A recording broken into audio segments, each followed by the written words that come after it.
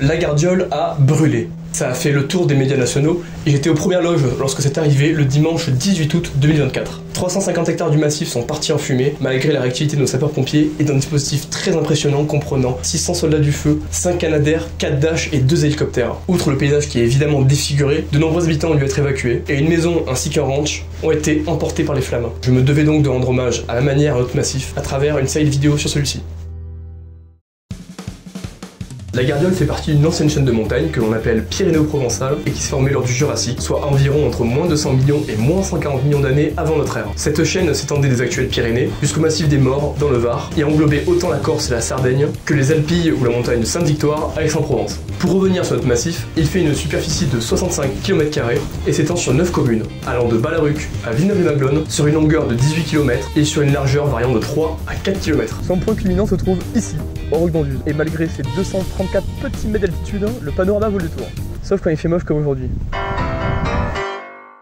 Les premières traces d'occupation de la Gardiole par l'homme semblent dater du Paléolithique récent, soit entre 44 000 et 13 000 avant notre ère. La grotte du col du Giant devant laquelle nous nous trouvons a servi d'abri il y a de cela 17 000 ans, lors de la période glaciaire, comme l'ont attesté plusieurs fouilles archéologiques menées à la fin du 19e siècle. Mais il faut vraiment attendre le néolithique et le développement de l'activité pastorale, à savoir l'élevage et la domestication des animaux, pour retrouver des traces humaines concrètes dans la Gardiole.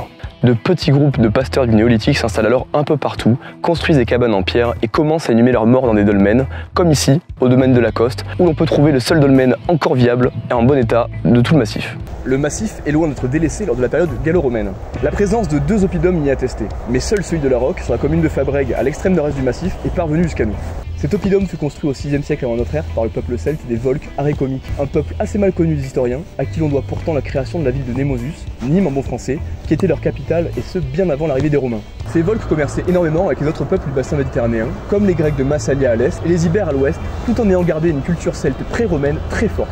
C'est au XIe siècle qu'est fondée dans la Gardiole l'abbaye de Saint-Félix de Monceau. Et c'est à cette même période que se développent les villages autour du massif, comme Vic, Fabrègues ou encore Frontignan. Jusqu'au XVIe siècle, l'abbaye connaît un rayonnement très important et possède de nombreux domaines et de nombreuses vignes. Mais en 1514, à la suite de nombreux pillages menés par des mercenaires qu'on appelle les routiers, et suite à de gros soucis économiques, l'abbaye est transférée à l'intérieur des remparts de Gijan et la communauté quitte les lieux définitivement. Il faudra attendre 1925 pour qu'elle soit inscrite au monument historique et 45 ans de plus, soit en 1970, pour que soit créée une association pour la préservation et la restauration de celle-ci. Mais malgré ses 4 siècles d'abandon et son état de ruine, l'abbaye continue à attirer touristes, promeneurs et amateurs de vieilles pierres. Après 500 ans d'une vie rythmée par l'abbaye Saint-Félix de Monceau, la Gardiole semble retrouver, à l'époque moderne, la fonction qu'elle occupait à la préhistoire, une fonction pastorale et agricole.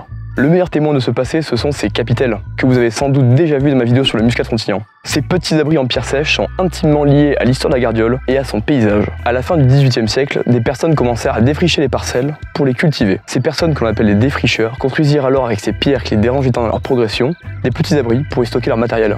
Nous retrouvons ce type de construction un peu partout dans le Languedoc et plus particulièrement dans le département du Gard. Mais malheureusement, sur la soixantaine de capitelles recensées sur la commune de Frontignan, aucune n'est parvenue jusqu'à nous.